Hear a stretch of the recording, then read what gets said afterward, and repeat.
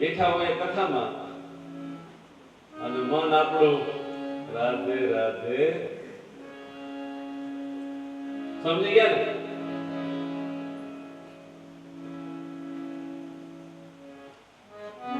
ગામડામાં ચીઠીઓ આવ્યો, શાસ્ત્રીજી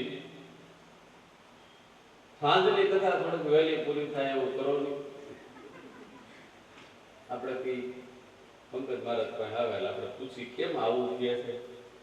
એ પછી ભેષ અમારા સિવાય કોઈને ધોવા નથી, કથા મૂકીને જવાનું મન થતું નથી. એટલે 5 સાડા 5 થાય ને એટલે માવડીઓની સુરતા ક્યાં જાય? મન ક્યાં વ્યુ જાય? પણ મનને સ્થિર કરવા માટે મન પવનને મૂળે બાંધી,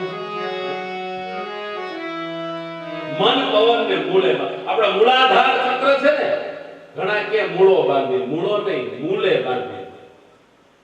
મન પવનને મૂલે બાંધો.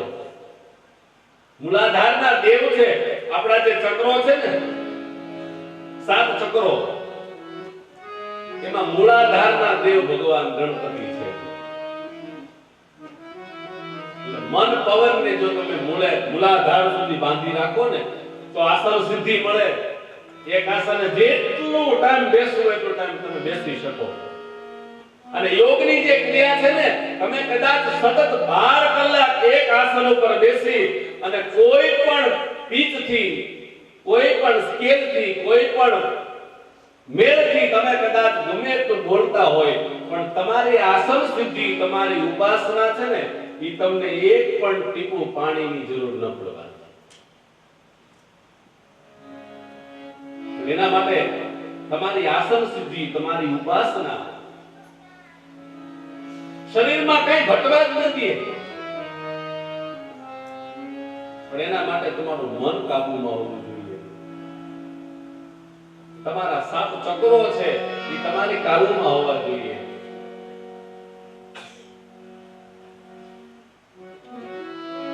એટલે મન છે ને એ મને તમને જ્યાં ત્યાં લઈ જાય. અહીંયા આ કળિયુગને જે જગ્યાએ ફરીથી કહીશ, વ્યાસપીઠની મર્યાદા છે એટલે બોલીશ તો નહીં જ, પણ મારે ને તમારે આ સમગ્ર સંસારમાં રહી અને જે નથી કરવાના કામ છે ને, જે જગ્યાએ આપણે નથી જવાનું ને, એ દરેક જગ્યાએ કળિયુગનો વાસ છે. છતાં કળિયુગે પ્રાર્થના કરી, પ્રભુ મારું કુટુંબ બહુ મોટું છે, એટલામાં નહીં હમાય, હજી થોડી જગ્યા આપો. બહુ મોટું કુટુંબ છે મહારાજ. એટલે અનિતિનું જે દ્રવ્ય, અનિતિનું સોનું, એટલે સુવર્ણમાં પણ કળિયુગનો, તો કે અત્યારે તો ખરેખર વાસ છે.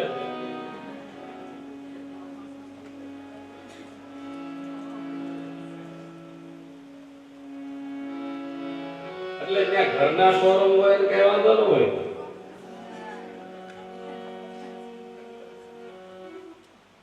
પણ અત્યારે તો ખરેખર કળિયુગનો વાસ છે.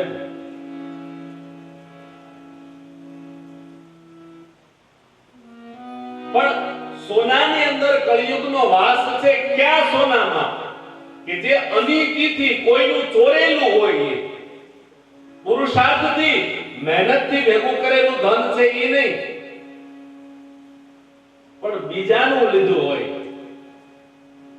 પેલો છોકરો સ્કૂલ ઉપર મોઢો પહોંચ્યો એટલે ગુરુજીએ પૂછ્યું કેમ મોઢો આવ્યો?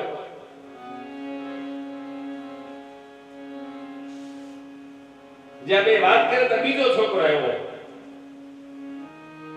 કે તું કેમ મોઢો આવ્યો? એટલે પેલા છોકરાએ કીધું કે સાહેબ મારો 10 નો એક સિક્કો ખોવાઈ ગયો, પડી ગયો હતો, હું એ ગોતતો હતો એટલે મારે આવવામાં મોડું થયું. બીજા છોકરાને પૂછ્યું, હાલે એને તો એનો જવાબ આપી દીધો, તારે કેમ મોડું થયું?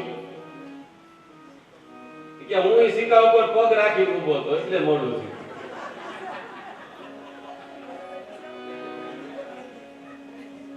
આ જાય તો હું લઉં ને.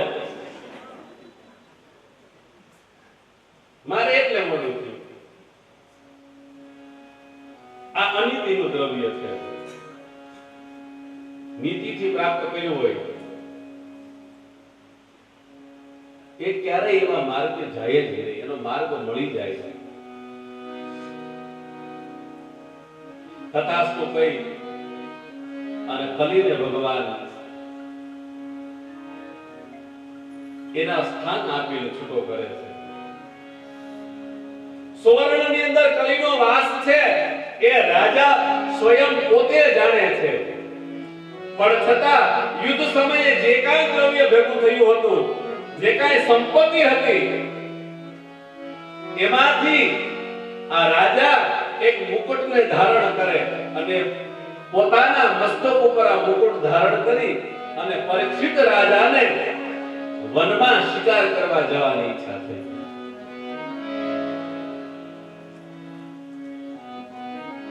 એટલે વનની અંદર પોતાનો અશ્વ લઈને શિકાર કરવા માટે જાય. ઘણા પશુઓને સાથે મૃગિયા રમી અને એક મૃગ પાછળ દોડતા દોડતા દોડતા જંગલની વચ્ચોવચ રાજા જાય છે. કે મૃગ તો એના હાથમાં નથી આવતું, પણ મૃગ પાછળ દોડવાથી આ રાજાને ખૂબ તરસ લાગી છે. એટલે સામે કોઈ ઋષિનો આશ્રમ જોયો એટલે પોતાનો અશ્વ ઉપરથી નીચે ઉતરી અને રાજા એ આશ્રમની અંદર જાય છે. એ આશ્રમ શમીક ઋષિનો હતો. રાજા જેવા આશ્રમની અંદર જાય, પરીક્ષિત રાજાએ આશ્રમની અંદર પ્રવેશ કર્યો તો શમીક ઋષિ આંખ બંધ કરી પદ્માસન વાળી અને ભગવાનના નામની અંદર, ભગવાનના ધ્યાનની અંદર લીન હતા.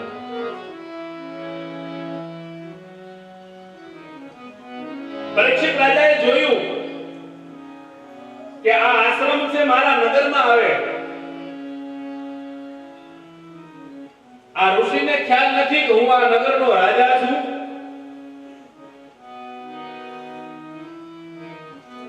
મને તરસ લાગી છે અને આ ઋષિ ધ્યાનમાં બેસી ગયા છે.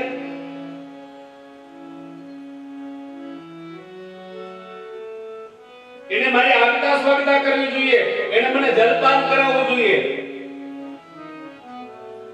આગળ વાત કરીશ કે આ બધું કોણ બોલે છે.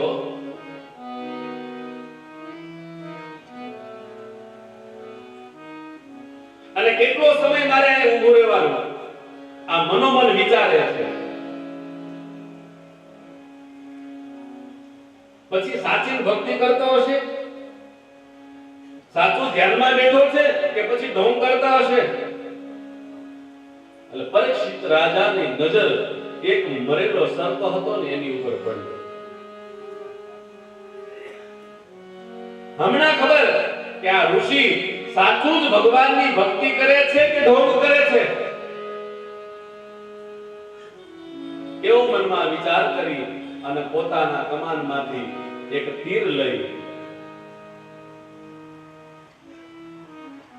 અને ઓલો મરેલો સર્પ હતો ને તીરથી ઉપાડી અને ઋષિના ગળાની અંદર નાખ્યો. સમીક ઋષિના ગળામાં નાખ્યો. ઋષિ તો ભગવાન સાથે લીન હતા. એને કઈ ખ્યાલ નથી, એને કઈ ખબર નથી. ઘણો સમય રાજા ત્યાં ઉભો રહે છે. પછી રાજા પોતાના નગર તરફ જાય છે, પોતાના નગરમાં જાય છે.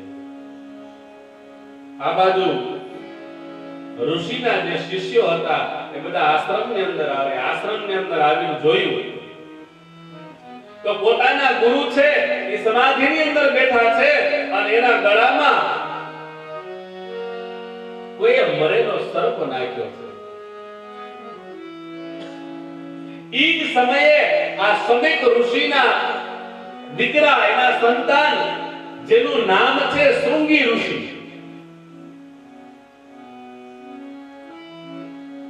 એ માં ગાયત્રીના પરમ ઉપાસક હતા. જેવા આશ્રમની અંદર આવે અને એને જોયું, આ શું, મારા પિતા ધ્યાનની અંદર બેઠા છે, સમાધિમાં છે અને એના ગળામાં કોઈ આ મરેલો સર્પ મૂક્યો છે? આ કૃત્ય કોણે કર્યું આવું? શૃંગી ઋષિ ક્રોધમાં આવી ગયા અને તપસ્વી સાધુ છે એનાથી આ દ્રશ્ય જોવાનું નહીં. એટલે શૃંગી ઋષિએ પોતાના હાથની અંદર જળ લીધું અને સંકલ્પ કરે, માં ગાયત્રીને પ્રાર્થના કરી. પોતાની પાસે ગાયત્રી મંત્રનું તપોબળ હતું એટલે હાથમાં જળ લઈ અને પ્રાર્થના કરે છે કે જેણે મારા પિતાના ગળાની અંદર આ મરેલો સર્પ મૂક્યો છે, હું એને શ્રાપ દઉં છું કે જાઓ, આજથી 7મા દિવસે એને તક્ષક નામનો નાગ કરડશે અને એનું મૃત્યુ થશે. હાહાકાર મચી ગયો. આ મારો શ્રાપ છે કે મારા પિતા ઉપર જેને આ કૃત્ય કર્યું છે, મારા પિતાના ગળામાં જેને આ સર્પ મૂક્યો છે, એને આજથી 7મા દિવસે તક્ષક નામનો નાગ કરડશે અને એનું મૃત્યુ થશે. ઋષિ સમાધિમાંથી જાગ્યા. એને આખા આ વૃત્તાંતનો ખ્યાલ આવ્યો. એને ખબર પડી શૃંગી ઋષિએ શ્રાપ દીધો છે, પણ જેને શ્રાપ દીધો છે એ આપણા નગરનો રાજા છે અને રાજા છે તે પિતા તુલ્ય હોય. એટલે પેલા પોતાના દીકરાને ઠપકો આપે છે. એ બહુ મોટી ભૂલ કરી. કે તપસ્વી સાધુ, તપસ્વી બ્રાહ્મણ, તપનો પ્રભાવ છે ને, સાધના છે ને, તપ છે ને, જપ છે ને, એ જગતના કલ્યાણ માટે છે. એનો દુરુપયોગ ન થવો જોઈએ. ઉપાસના કરો, સાધના કરો, તપ કરો, પણ પછી એનો પ્રયોગ છે ને એ જગતના કલ્યાણ માટે કરો. ઉપાસના જગતના કલ્યાણ માટે છે, સાધના છે જગતના કલ્યાણ માટે છે, અનુષ્ઠાન છે, યોગ છે જગતના કલ્યાણ માટે છે. અને યોગ, અનુષ્ઠાન, સાધનાથી કોઈ વ્યક્તિ એમ કહેતું હોય કે હું સંપત્તિ વાળો થઈ જાઉં, એ શક્ય નથી. મેં કહ્યું થોડી વાર પહેલા, સાધનાઓ ખૂબ કીધી નાજીર કહે વિશ્વમાં, પણ માનવીને મેં પ્રભુ થાતા કદી જોયા. ઉપાસના માત્ર ને માત્ર જગતના કલ્યાણ માટે હોય. કોઈ વ્યક્તિ તમારી આગળ આવીને એમ કે અમારે આમ નામ છે, શ્રદ્ધા દો, તો ઉપાસક વ્યક્તિ, સાધક વ્યક્તિ એમ કે ને જાઓ થઈ જશે, એટલે મારો અનુભવ એમ કે છે એ થઈ જ જાય. પણ સાધક વ્યક્તિ, ઉપાસક વ્યક્તિ એના મોઢેથી બોલવો જોઈએ જાઓ થઈ જશે, એટલે થઈ જ જાય. એ તાકાત છે સાધનામાં, એ તાકાત છે ઉપાસનામાં, એ તાકાત છે અનુષ્ઠાનમાં કે થાય છે.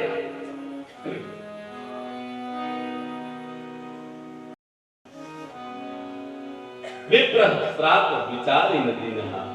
વિપ્ર શ્રાપ પણ વિચારી દેવો જોઈએ. પોતાના દીકરાને સમજાવી, પછી નગરનો રાજા છે કે ઋષિની ફરજમાં આવે એટલે રાજાને પણ સમાચાર પહોંચાડ્યા. રાજાને ખબર નથી.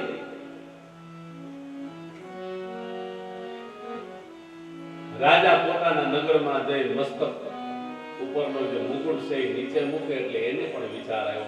હું ઘણીવાર કહું છું, કથાને ઉપરથી નહીં અંદરથી સાંભળો. પાંડવોનું સંતાન જેના કુળની અંદર યુધિષ્ઠિર જેવો રાજા હોય, માતા કુંતા જેવી જેના દાદીમાં હોય, પરદાદી હોય, અર્જુન સહદેવ જેવા જેના કુળની અંદર જ્ઞાની વ્યક્તિ હોય, એનું સંતાન કોઈ મરેલો સર્પ લઈ અને ઋષિના ગળામાં નાખે.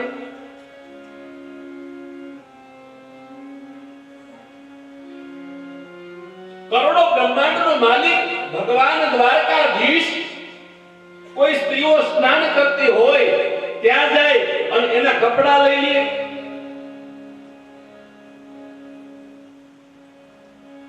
પણ આપણે કથાને કોઈ દી કથાનું મનન કર્યું જ નહીં. કથા શું કહેવા માંગે છે વિચાર કરવા જેવી વાત છે.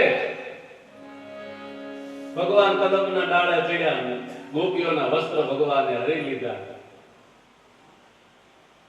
પણ કથાને સમજ્યા નહીં. ભગવાન કેદી દડે રમતા હતા, દડો યમુનાજીના ઘરામાં ગયો. આગળ આવશે તો તમને એક પછી એક સ્ટેપ કહેતો જ જઈશ, કેમ કે મારે તમે ભૂલી ગયા છો યાદ કરાવવું છે, નવું કઈ આપવું નથી. આપણો પરંપરા શું છે, આપણો ધર્મ શું છે. અમારી માવડીઓ ગાય, મથુરામાં વાગી મોરલી, ગોકુળમાં કેમ રેવાય, રઘુરાય રણ છોડલી, સોનાના હિંડોળે દ્વારકામાં દીવા વળે. ભગવાન દ્વારકાધીશ જ્યારે ગોકુળ છોડ્યું ને ત્યારે પોતાની કાળી કામળી અને વાંસળી ઈ બેને મુકતા ગયા છે, એમ ભાગવતજી બતાવે છે.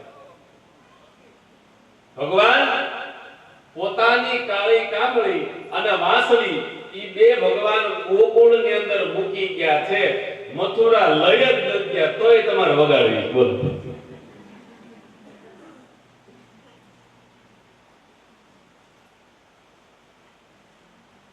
તોય કઈ મથુરામાં વાગી મોરલી છે ને એવું કઈ. બોલો, લઈ જ નથી ગયો તોય.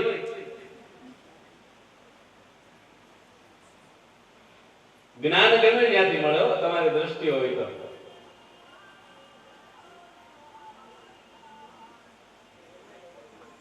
પણ શબ્દ બ્રહ્મ છે એને સમજવાનો પ્રયાસ કરો, એને જાણો, એમાંથી પ્રાપ્ત થાય. માથાનો મુકુટ છે ને એ જરાસંઘનો છે, અને જે ઋષિના અપમાન થયું છે, જે ક્રોધ ભરેલા શબ્દો ઋષિ માટે વાપરવામાં આવ્યા છે, એ આ સંગ હું તમને એટલે કહું છું, હર હંમેશા સંગ પણ સારા વ્યક્તિનો કરજો. સારા વ્યક્તિનો સંગ થાય ને તો તમારી વિચારધારા પણ સારી જ રહે. તમને કોઈ દિવસ નેગેટિવ વિચાર નહીં આવે, પણ સંગ સારા વ્યક્તિનો હશે તો. નહીતર ઈ ખાતા હોય તમને ખવડાવે.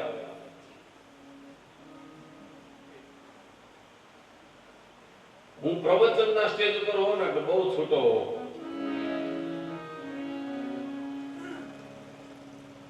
પણ વ્યાસપીઠ મને બાંધી લે, નકર મને બોલવાની તો બહુ ઈચ્છા થાય.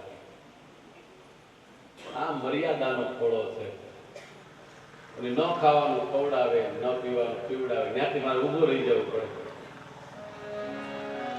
પણ સંગ સારા વ્યક્તિનો કરજો. આગળ આવશે કથા, હું તમને કહીશ.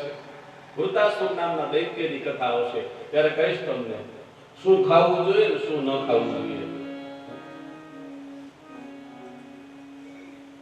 ક્યાં ગઈ આપણી સંસ્કૃતિ, ક્યાં ગયો આપણો હિન્દુ ધર્મ, ક્યાં ગઈ આપણી સનાતનની પરંપરા.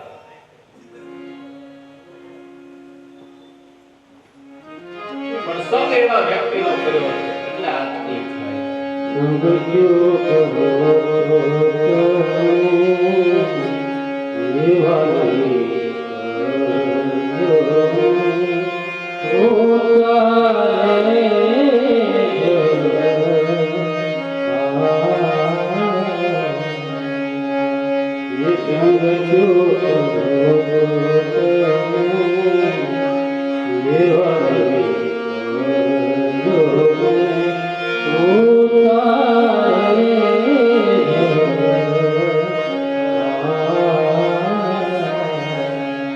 મરણી આવીને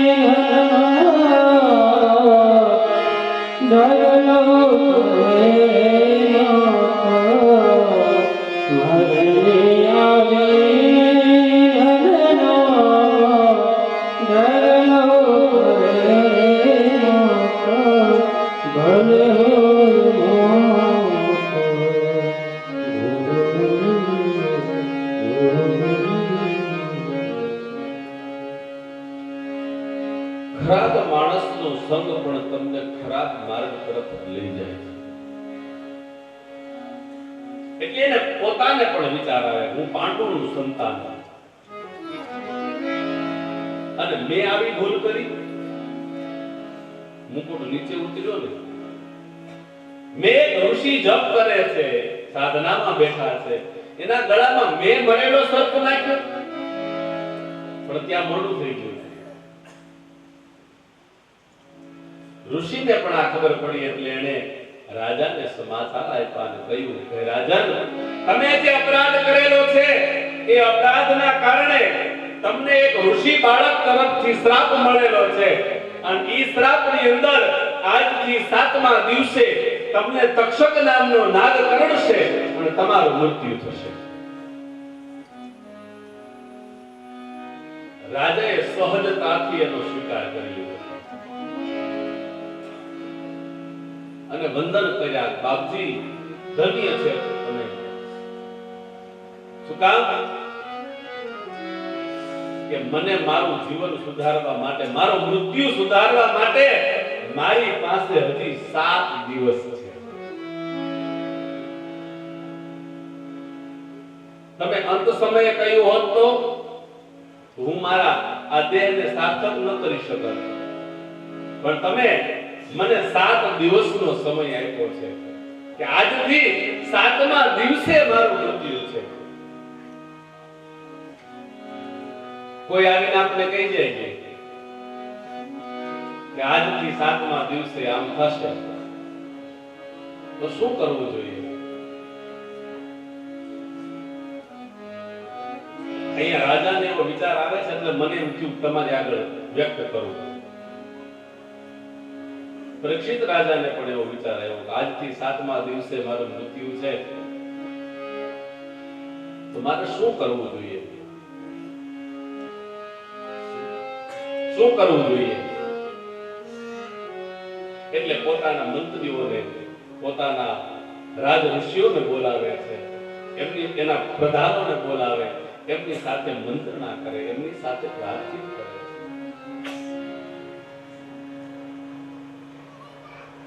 દરેકને પોતાના રાજ્યસભાની અંદર બોલાવી અને બધાની સાથે મંત્રણા કરીને પરીક્ષિત રાજા વાત કરે છે. હે રાજન, હે રાજવીઓ, હે ઋષિઓ, હે પ્રધાનો, મને એક ઋષિનો શ્રાપ છે અને આજથી 7મા દિવસે મારું મૃત્યુ થશે. તો હું એવું શું કર્મ કરું કે મારો આ દેહ સાર્થક થાય, મારો આ જન્મ સાર્થક થાય? 7 દિવસમાં મારે શું કરવું જોઈએ? કોઈએ કહ્યું યજ્ઞ કરો, કોઈ કે યાગ કરો, કોઈએ કહ્યું દાન કરો, કોઈએ કહ્યું યાત્રા કરો. જેને જે વિચાર આવ્યો એ દરેક પોતપોતાની રીતે રાજા સાથે મંત્રણા કરે છે. કોઈ યજ્ઞ કરવાનું કે, કોઈ દાન પુણ્ય કરવાનું કે, કોઈ તીર્થ યાત્રા કરવાનું કે. એમાં કોઈએ કહ્યું કે ખરેખર રાજા જો 7 દિવસમાં આ દેહની પરમ ગતિ કરવી હોય ને, 7 દિવસમાં આ દેહની જો તમારે પરમ ગતિ કરવી હોય, આ દેહનો ઉદ્ધાર કરવો હોય તો શ્રીમદ ભાગવત સાંભળો. 7 દિવસ પૂરા થાય એટલે આ દેહની પરમ ગતિ થાય. અને અંતઃકરણથી જો ભાગવત સાંભળ્યો હોય તો છેલ્લે તમને લેવા માટે ભગવાનનું વિમાન આવે. ઊંચી આંગળી કરો, કોને કોને આવવું છે? રાધે રાધે.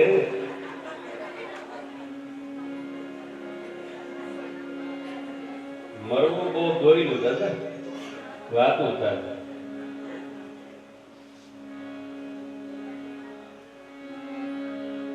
એક જગ્યાએ કથા માની પરિક્રમા કરતા હતા, હું બોલ્યો આ જ રીતે કથામાં. મેં કીધું ગૌકર્ણ એ પોતાના ભાઈ માટે, ધંધુકારી માટે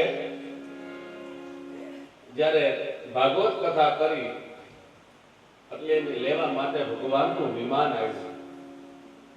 જે કોઈ ભગવાનની કથા સાંભળે ને એને લેવા માટે ભગવાનનું વિમાન આવે તો માની પરિક્રમા કરતા હતા ઈ કે એટલે તમને ઊંચા બેહાડ્યા બંધ લઈ જાય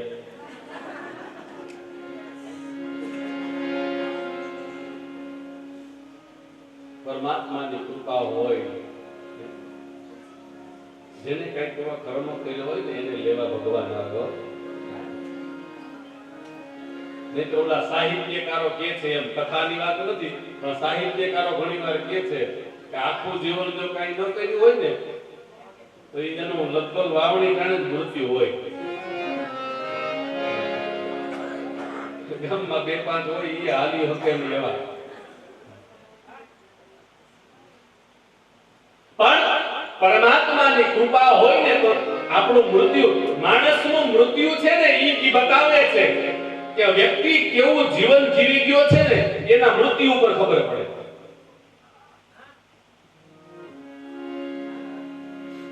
એટલે કોઈએ કહ્યું શ્રીમદ ભાગવત સાંભળ હવે વાત ઈ આવે કે કોની પાસે સાંભળવું એટલે એમાં દરેક સાથે મંત્રણા કરતા કરતા કરતા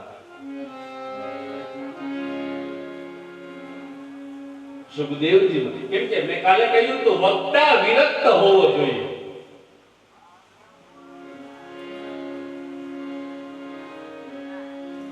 આકાંક્ષા વગર જે વક્તા કથા કરે ઈ કથા તમારી સાર્થક થાય એટલું યાદ રાખજો નક્કી કરેલી કથા કોઈની સાર્થક થતી નથી આકાંક્ષા વગરની કથા હોવી જોઈએ વક્તા આ એક છે બીજું બધું જે કાંઈ હોય પણ આની કિંમત ન થાય મેં કાલે કહ્યું તો ઘણા પૂછે તમે શું લ્યો તમે શું લ્યો કે અમે આની કિંમત કેમ કરી મેં તો અમે કેમ કરી તમે ન કરો તો કેમ કે થાય જ નહીં અને આ ભગવાનનું વાંગમય સ્વરૂપ છે કરોડો બ્રહ્માંડનો માલિક ભગવાન અખિલ બ્રહ્માંડનો નાથ ભગવાન દ્વારકાધીશ અને એનું વાંગમય સ્વરૂપ એટલે શ્રીમદ ભાગવત આપણી શું તાકાત છે કે આપણે આની કિંમત કરી શકીએ અને આ તો વહેંચવાથી વધે આને વહેંચો જે કૃતે વર્ધતે નિત્યમ જેમ વાપરો એમ વધે જેમ વાપરો એમ વધે જેમ વાપરો એમ વધે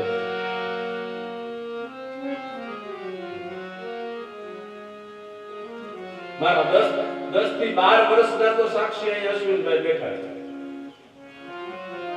કેટલા થઈ ગયા છે આપણે કરીને 12 વર્ષ ગયા 12 વર્ષ પહેલા મેં એમના ઘરે કથા કરી આજથી 12 વર્ષ હવે જોજો આ કેવી કનૈયાની કૃપા છે કેટલા વર્ષોથી હું કહીશ નહીં કેમ કે બડો બડાઈ ના કરે બડો ને બોલે બોલ હીરા મુખ से ना कहे लाख हमारा बोल પણ અહીંયા સાક્ષી છે અમારા બેનબા અમારી દીકરી બેન કે આજથી 12 વર્ષ પહેલા મેં મારા અશ્વિનભાઈની કથા કરી હતી લોકાલોકી વડદોડિયા પરિવારમાં અને તે દિવસે મેં ગાયું હતું વાતું કરો તો મારા રામની એના ઈ સાક્ષી છે આ બધા તમે બધા છેલ્લા 5 વર્ષથી સાંભળો છો તમે બધા છેલ્લા 5-6 વર્ષથી સાંભળો આજ મારી પાસે પુરાવો છે મેં વાત કરાય આજથી 12 વર્ષ પહેલા મેં અશ્વિનભાઈને ગાયું હતું વાતો કરો તો મારા રામની બીજી વાતો ન હોય એ આ કથા મંડપમાં લાવ્યો જ હું સપ્તાહમાં આ ધૂનને લાવ્યો જ હું હવે બધાએ ગાય છે એટલે મેં બંધ કરી દીધું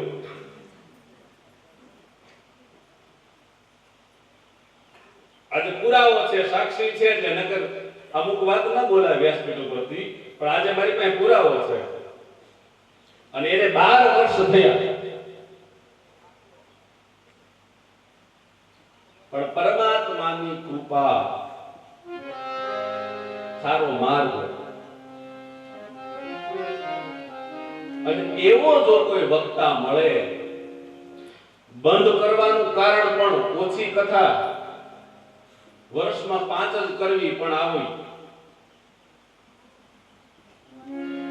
આ ઓછું કરવાનું કારણ એના સાક્ષી ઈ જ છે. આ કથાનું મુહૂર્ત આપવા માટે અશ્વિનભાઈ લોકાને એકવાર જોરદાર તાળીઓથી વધાવો, કેમ કે એને મને હેરાન કરવામાં કઈ બાકી નહોતું રાખ્યું. તમારે ગમે એમ થાય તારીખ દેવી જ પડશે. અમારા સ્નેહી, અમારા સંબંધી છે અને તમારે એ કથા કરવાની છે. હવે બહુ રડવું આવે છે અહીંથી નીચે ઉતરીએ ને પછી, કેમ કે આની મર્યાદા નથી રહેતી. એટલે તો બહુ સ્પષ્ટ વક્તા છું. ભાગવત સંભળાવવું છે મારે તમને રોજ, આ સમાજને, પણ સાંભળવા વાળા ક્યાં? આપવું છે રોજ. ગુરુ મહારાજની કૃપાથી હું 18,000 શ્લોકનું તમને વર્ણન કરી અને સમજાવી શકું એમ છું. એટલી મારા ઉપર મારા સદગુરુની કૃપા છે.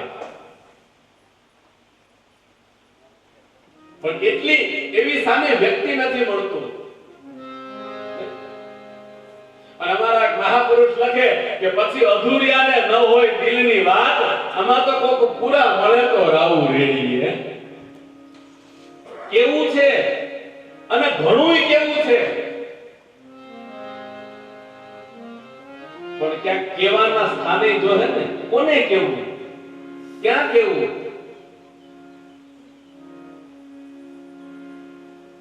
એટલે મારા નાથની પરમ કૃપા છે. દ્વારકાધીશ ભગવાન ગોળીઓ નાથ માં ભગવતી એટલા રાજી છે કે હું આમ 4 હાથે લઉં ને તો ભેગું નથી થતું, એટલું મારો નાથ દે છે. બહુ સંતોષ છે. પણ જેટલી કરવી છે એટલી મર્યાદાથી જ કથા થાય તો જ કરવી છે. અને જેને સાંભળવું હોય એને માત્ર ભાગવત જ સંભળાવવું છે, બીજું કઈ મને આવડતું નથી. પણ એટલું ચોક્કસ કહીશ કે ભાગવત સાંભળશો, તમારો જે સંકલ્પ હશે એ જો ભાગવતજીનો સંકલ્પ હશે તો હું એનો પુરાવો આપું છું એમ કે 7 દિવસમાં આનું જો તમને પ્રમાણ ન મળે તો આ વ્યાસપીઠ તમારા માટે કોઈ કામની નથી. એની હું તમને સહી કરી દઉં છું.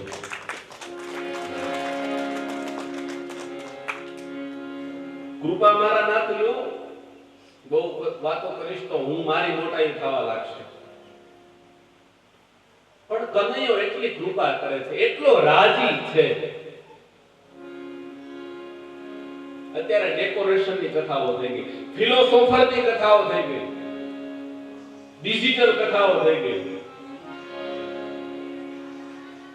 બાકી હતું તો હવે ડ્રેસ કોડ આવ્યા કથાઓમાં.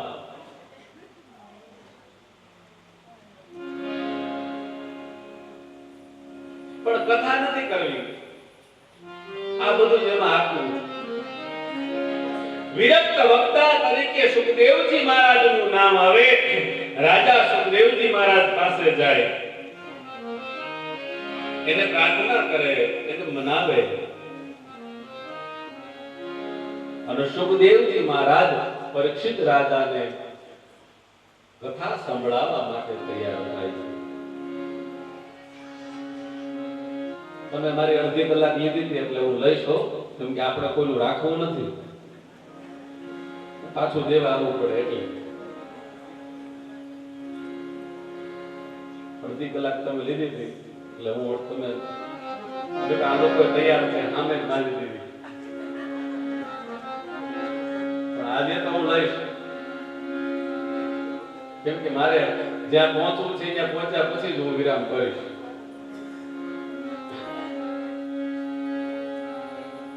સુખદેવજી મહારાજ પોતાના પિતાના આશ્રમની અંદર, વ્યાસજીના આશ્રમની અંદર પરીક્ષિત રાજાને કથા શ્રવણ કરવા માટે તૈયાર થાય. બધા પૂછે છે સુખદેવજી મહારાજ કથા સંભળાવશે? બોલે હા, જો આ રાજા હોત તો ન સંભળાવો, પણ હવે એ દરેક વસ્તુનો ત્યાગી બની ગયો છે ને એટલે સંભળાવશે. એક સમયે દેવતાઓએ કહ્યું હતું, અમૃત કુંભ લઈને આવ્યા સુખદેવજી મહારાજ પાસે દેવતાઓ, યો મહારાજ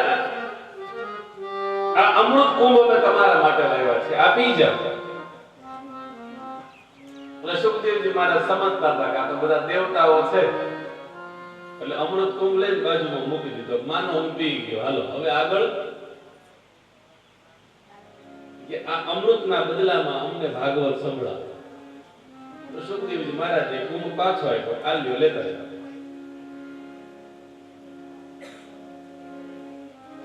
દેવતાઓને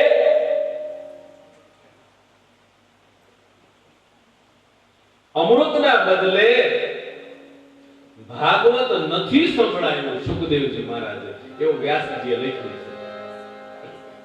વિચાર કરો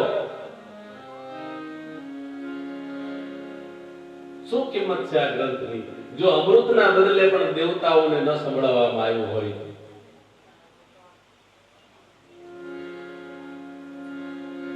રાજા વિરક્ત થયા છે, ત્યાગી થયા છે, એટલે એને સંભળાવવા માટે તૈયાર થયા. રાજા પ્રાર્થના કરે, સ્નાન કરે અને પોતાનું આસન લગાડી અને સુખદેવજી મહારાજ સામે બેસે. હવે સુખદેવજી મહારાજ પરીક્ષિત રાજાને મંગલમય કથાનું વર્ણન કરતા શ્રીમદ ભાગવતનું મંગલાચરણ કરે છે.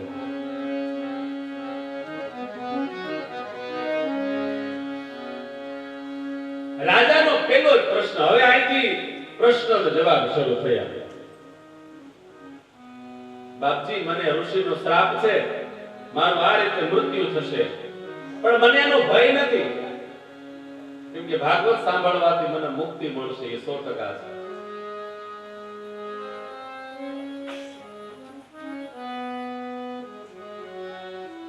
હે રાજન, તારે ભાગવત સાંભળવું છે ને સાંભળ, હું તને ભાગવત સંભળાવું.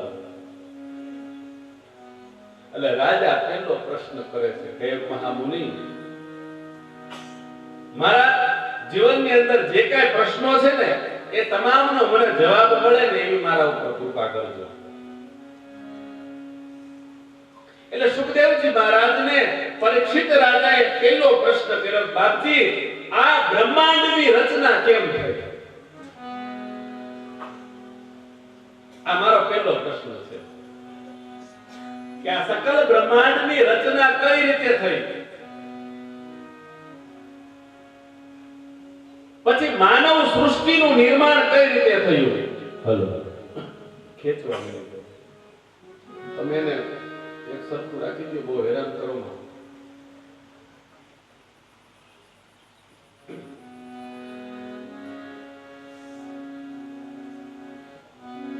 હલો હલો, અમારો આખો આધાર તમે હો, પણ એક વખત ગોઠવાઈ જાય ને પછી કૃપા કરો એને બહુ સંછેડો. થોડી વાર પહેલા મહેમાન આવીને કહી ગયા, શાસ્ત્રીજીનો અવાજ બહુ સરસ છે કે તો આપણે લાઈટની શું જરૂર છે કે ધીમું ધીમું હાંકો નહીં, એવું કહી ગયા હતા. પણ મહેમાન આ પેલી છે વર્ષની, અહીંથી શરૂઆત થઈ જતી. અવાજ સારો, ગુરુ મહારાજની કૃપા, પણ બોણી કે ને આમ અમારી ભાષામાં તો મુરત આકોલવાડી થી થયું છે ઓણ કથામાં. અને હવે આમને ફળન ચાલુ જ છે, જેટલી આપી છે ને બધી. એટલે તમારું તો રોડવાઈ જાય, પણ બધાયનું જવું જોઈએ ને થોડું થોડું. આપણે કાલે થોડીક ઈ વ્યવસ્થા કરી લેજો, કેમ કે પ્રસંગ એવા હોય. અને મેં તમને કાલે કહ્યું કે હું આ પરિવારને ધ્યાનમાં રાખીને ઘણી તૈયારી કરીને આવ્યો છું, મારે ઘણું કેવું છે. એટલે સમય પણ આપણો સચવાય. એટલે આટલી બધી વ્યવસ્થા કરી છે તો એની સાથે ભલે નાનું એવું પણ એક જનરેટર આપણે કાલ મંગાવી લેજો, કેમ કે તમારો આનંદ ન વિખાય એને આપણે ધ્યાનમાં રાખીએ.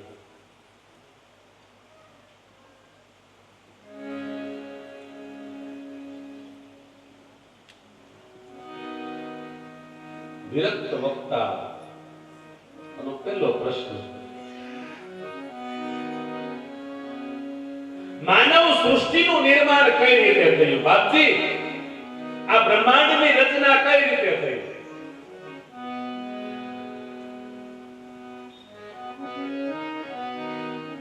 રાજાનો પ્રશ્ન સાંભળી સુખદેવજી મહારાજ જવાબ આપે છે. સકલ બ્રહ્માંડની અંદર હે રાજન જળ છે. સમગ્ર સૃષ્ટિમાં જળ હતું અને ઈ જળની અંદર સ્વયંભૂ ભગવાન નારાયણ શેષ નારાયણની સૈયા કરીને એની ઉપર સૂતેલા હતા. ત્યારે ભગવાનને એમ થયું એકોહમ બહુશ્યામમ, હું એકમાંથી અનેક બનું. એટલે એને નાભીમાંથી એક કમળને ઉત્પન્ન કર્યું. એ કમળમાં બ્રહ્માજીની ઉત્પત્તિ કરી અને બ્રહ્માજીને આજ્ઞા, જોજો બ્રહ્માંડની રચના કરી છે આપણે. હવે બ્રહ્માજીને આજ્ઞા આપી તમે સૃષ્ટિનું સર્જન કરો. બ્રહ્માજીએ 6 વખત આ સૃષ્ટિનું સર્જન કર્યું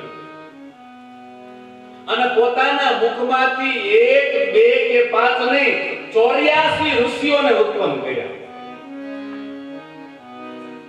અને આજ્ઞા આપી તમે આગળ વધારો, તમે આ સૃષ્ટિનું સર્જન કરો. ઋષિઓ કે આ જંજાળમાં પડાય નહીં એટલે તપ કરવા બેસી ગયા. તપા તપા તપા.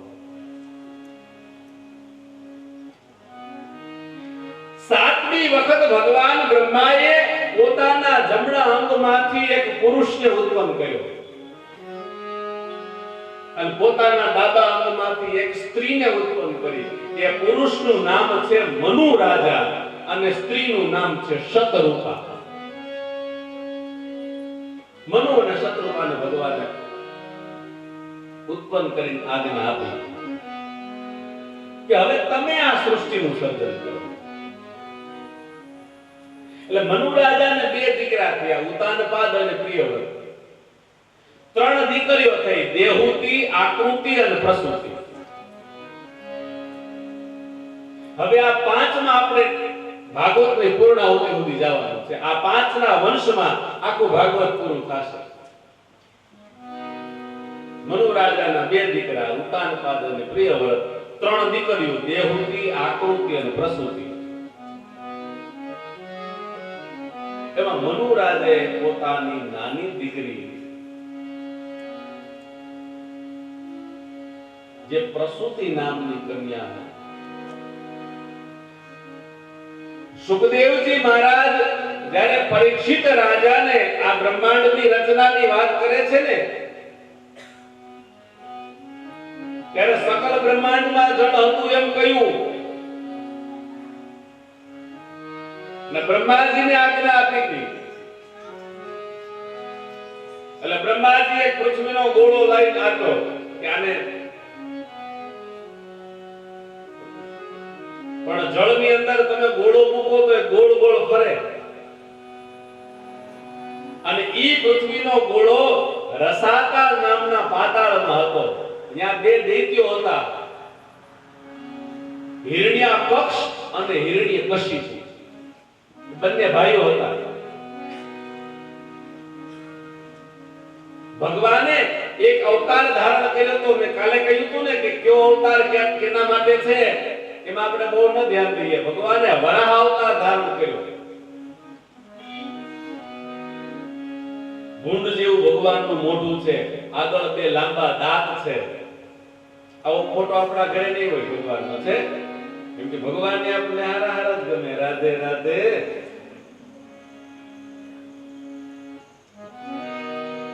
એવો ફોટો આપણા ઘરમાં સારો લાગે નહીં ને.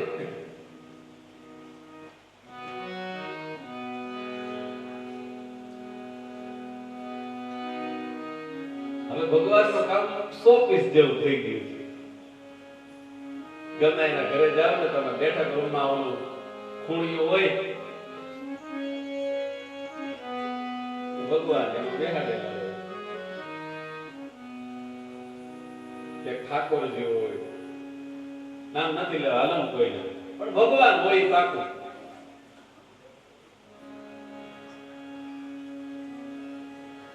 એ પૂજવાની વસ્તુ છે, શોપીસ ની વસ્તુ નથી.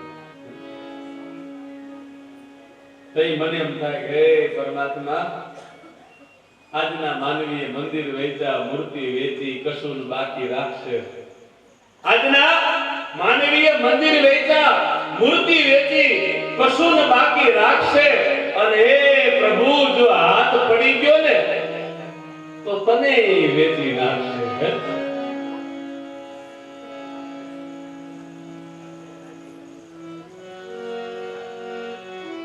શોપીસમાં ભગવાન હોય. તમારા ઘરની અંદર અંગૂઠા જેવડી મૂર્તિ હોય ને તો એને રોજ સ્નાન કરાવવું પડે. અંગૂઠાથી મોટી મૂર્તિ તમારા ઘરની અંદર રાખો તો એને રોજ સ્નાન કરાવવું પડે, રોજ એને વસ્ત્ર અર્પણ કરવા પડે, રોજ એને ભોગ લગાડવો પડે, રોજ એની સંધ્યા આરતી કરવી પડે, રોજ એને શયન કરાવવું પડે. આવડી મૂર્તિ જો આપણા ઘરની અંદર હોય તો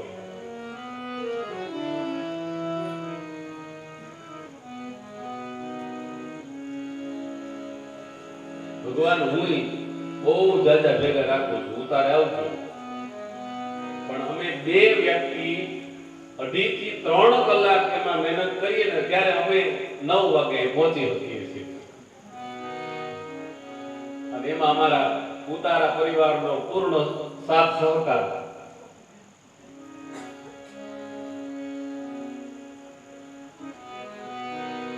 ઠાકોરજી છે ને એને પાછું કઈ નબળું હાલે નહીં. રજવાડું છે ને રાજા ધીરાજ છે, એટલે એને અમારે સમયે સમય જે કઈ અહીંથી જાશું પછી ઠાકોરજી તો તમારો વિશ્વાસ, શ્રદ્ધા. દ્વારકેશ બાબા એક વાત કરી કે બહુ સરસ વાત છે, મને મગજમાં બેઠી. મહારાષ્ટ્રની એક વાત છે. એક ભાઈને યાત્રા કરવા જવું હતું ને એટલે એને પોતાના ઠાકોરજીને બાજુમાં એના પાડોશીને કીધું, હું મારા ઠાકોર, તમે વૈષ્ણવ છો, મારા ઠાકોરજી તમને દઈને જાઓ, તમે પૂજા કરશો? એટલે કે હા, કઈ વાંધો નહીં, મારે સવારે જવું છે. રાત્રિને મેં ભગવાનને પોઢાડી દીધા છે. શિયાળાની ઋતુ હતી. હવે આ ભાઈ છે ને એ લડ્ડુ ગોપાલની પૂજા કરતા. લડ્ડુ ગોપાલનું સ્વરૂપ કેવું છે તમને બધાને ખબર છે. અને પેલા જે વિષ્ણુ હતા ને એ મદન મોહનની પૂજા કરતા. એટલે મદન મોહનનું ઊભું સ્વરૂપ છે, એનું સ્વરૂપ છે ઊભું છે. એટલે રાત્રે ઠાકોરજીને શયન કરાવેલા હતા. સવારમાં એ ભાઈને જવું હતું એટલે શયન હાલતમાં એને ઠાકોરજી પેલા ભાઈને ઘરે પધરાવી દીધા. હવે ઈ ભાઈએ ઠાકોરજીના ઊભા સ્વરૂપની પૂજા કરી છે, ઊભા સ્વરૂપના દર્શન કર્યા હતા. એટલે પોતાના મદન મોહન ઠાકોરની પૂજા પૂરી થઈ. આ દ્વારકેશ બાબાએ વાત કરી દો. મદન મોહન સ્વરૂપની પૂજા પૂરી થઈ એટલે ભાઈ આજે બાજુમાંથી ઠાકોરજી પધરાવ્યા હતા એના ગરમ વસ્ત્ર બધા ઉતારી જોયું ને તો એ તો લડ્ડુ ગોપાલ હતા. તો એને એમ થયું કે ઠાકોરજીને ઠંડી લાગી ગઈ એટલે એના હાથ પગ વળી ગયા. આપણી ભાષા કઈ થરડાઈ ગયા કે એને એ સ્વરૂપ જોયું જ નહોતું. એટલે એને એટલું એની ઉપર બામ લગાડ્યું, એટલું એની ઉપર ગરમ વસ્તુ લગાડી કે ઠાકોરજીને એમ થયું કે જો હું સીધા પગ નહીં કરું ને તો આ ભગત છે ને એના પ્રાણ મૂકી દે. એટલી એને મહેનત કરી. અને ઠાકોરજી લડ્ડુ ગોપાલ ઠાકોરજીના સીધા પગ થઈ ગયા હો. આ દ્વારકેશ બાવાએ વાત કરી. આ તમારે નિષ્કામ ભક્તિ.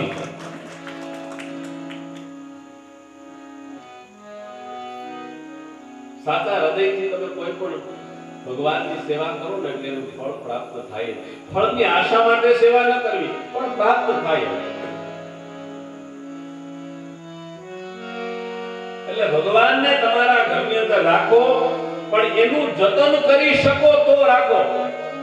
કેમ કે એ 100 પીસની વસ્તુ નથી. ઘણા સૌંદર્ય દ્રશ્યો મળે છે 100 પીસમાં રાખવા માટે, તમારો ઘર શણગારવા માટે અલગ બીજી ઘણી વસ્તુઓ હોય છે. ભગવાનનો ઉપયોગ એમાં ન કરો.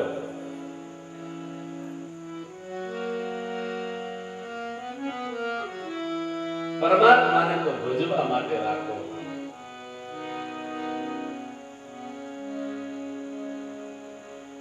વરાહ સ્વરૂપ છે ભગવાનનું, પણ આવું ગમે નહીં આપણને. ડાળની આગળ ભાગની અંદર પૃથ્વીનો ગોળો છે,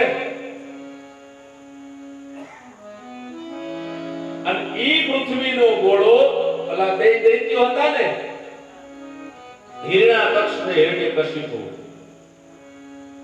ઈ જેમ નાનું બાળક કોઈ રબરના દડાથી રમતું હોય ને, એમ પૃથ્વીના ગોળાથી આ બે દૈત્યો રમે છે. ભગવાને વરાહ અવતાર ધારણ કર્યો. ઈ બે દૈત્યો કોણ હતા? એ ભગવાન નારાયણના પાર્ષદો હતા. જય અને વિજય. જ્યારે સનકાદી ઋષિઓ સ્વર્ગમાં જતા હતા ત્યારે એને રોક્યા, એટલે એને શ્રાપ દીધો કે તમે સ્વર્ગમાં રહેવાને લાયક નથી, જાઓ દૈત્ય યોનિમાં જન્મો. એટલે બંને દૈત્ય યોનિમાં આવ્યા, અને અંદર જઈને ભગવાનને કીધું કે તમારી હારે રહેવા વાળાને તમે કઈ શીખવાડતા નથી, કોને રોકવા જોઈએ કોને ન રોકવા જોઈએ. એટલે અમે એને શ્રાપ દીધો છે કે દૈત્ય યોનિમાં જન્મશે, અને તમને શ્રાપ દઈએ છે કે એના ઉદ્ધાર માટે તમારે વારંવાર નીચે જવું પડશે.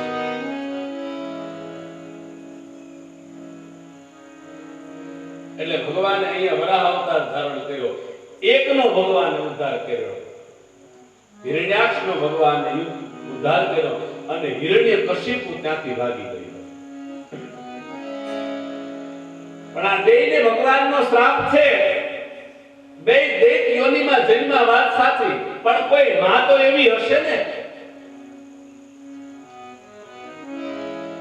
કે જેના ઉદરથી આનો જન્મ થયો.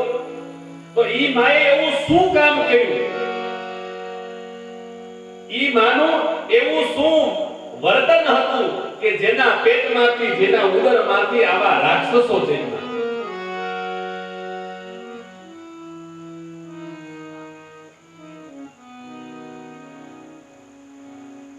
તો ત્યાં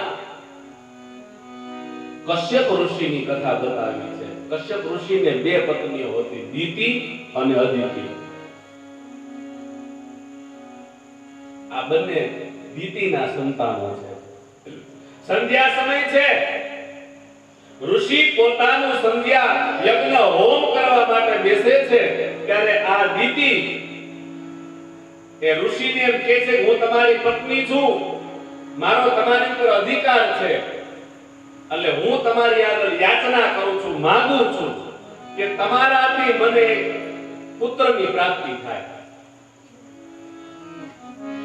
એટલે ઋષિએ કીધું, દેવી સમય તો જુઓ, આ સંધ્યા કાળ છે. સંધ્યા કાળ છે, ભગવાનની ભક્તિ કરવા માટે છે. સંધ્યા કાળ છે કે યજ્ઞ કરવા માટેનો છે.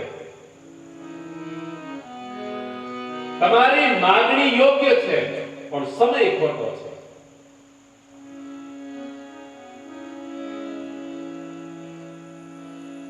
પણ સ્ત્રી હઠ છે ને,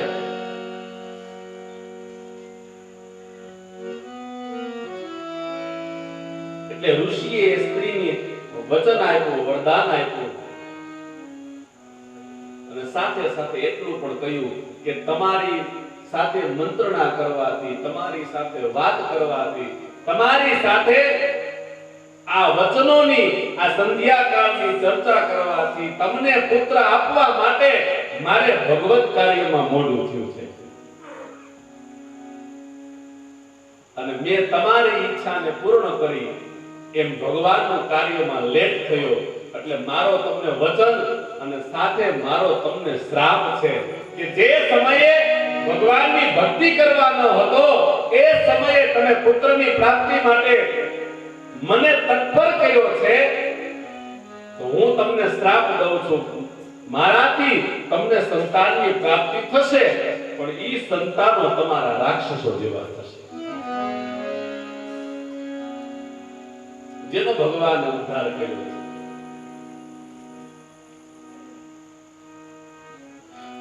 અહીંયા મનુ રાજાએ પોતાની મોટી દીકરી જે દેહુતી નામની કન્યા હતી ઈ કરદમ ઋષિને પરણાવી જે ઓલા 84 ઋષિઓ હતા ને એમાંથી અને કરદમ રાજાને કરદમ ઋષિને માં દેહુતી અને કરદમને ભગવાન નારાયણની કૃપા થઈ અને દેહુતીને 9 કન્યાનો જન્મ થયો આપણે આ વંશ ઉપર આપણે ઠેક સુધી હાલ્યું જવાનું છે મનુ અને શત્રુપા ઉતાનપાદ પ્રિયવ્રત દેવહૂતિ આકૃતિ અને પ્રસૂતિ ત્યાંથી આખું ભાગવત પૂરું થશે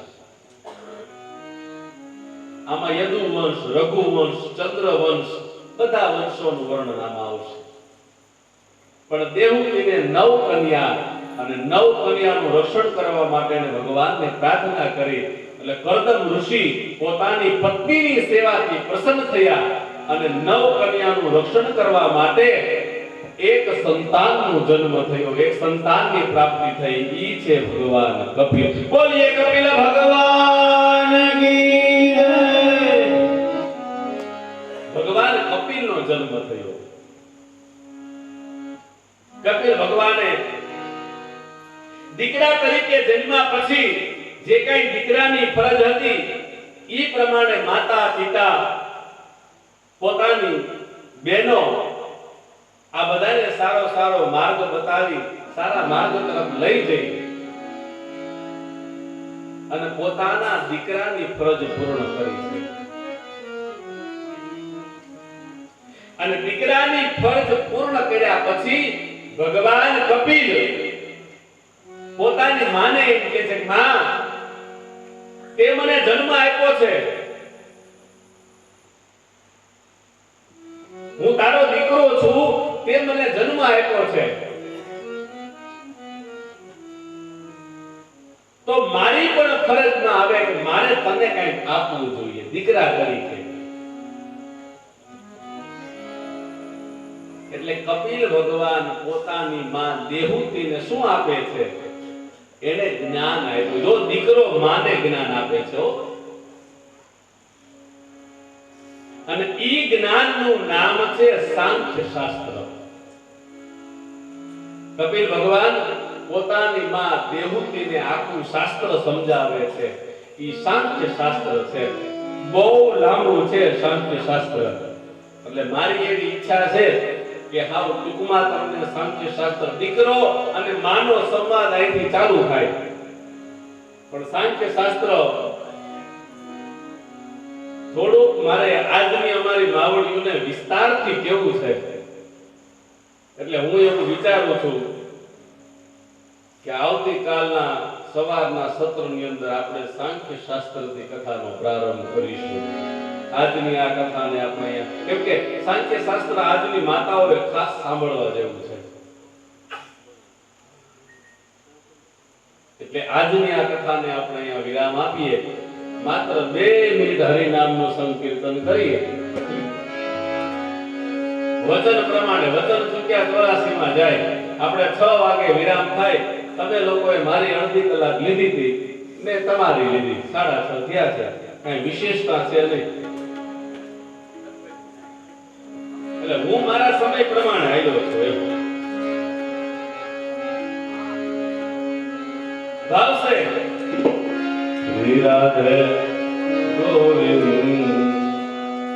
ભજ મન શ્રી રાધે શ્રી રાધે